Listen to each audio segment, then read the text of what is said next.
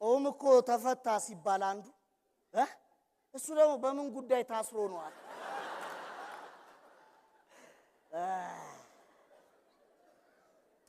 አንዱ በጣም የማሰር ሱስ አለበት አሉ። እታችኛው ሰፈር ነው ያለው። በቃ ዝም ብሎ ነው የሚያስረው ሰው። እንደውም እሱ ሳይኖር ሌሎች ባልደረቦቹ ሲያስሩ ይናደዳል። የታሰረውን ሰውየው በዋስ አስወጥቶት በንዴት ድጋሚ ያስረዋል። እገሌ እኮ ቀለበት አሰረ ኒካ አሰረ ሲሉት ሁሉ የትኛው ጣቢያ ይላል።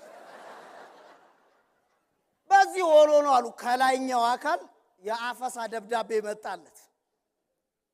ያው ሰውየው እንዲሁ ማረል እንኳን ደብዳቤ መጥቶለት እናቴ እየሄዳለ የሰፈር ያገኘውን ወጣት ብድግ ያረጋ እንዴ ሻንጣ ጫኝ በሉት። ኦኬ ኦኬ ኦኬ ያለ ያስረላል። ኦኬ ከዛ በመሃል ባልደረው አራ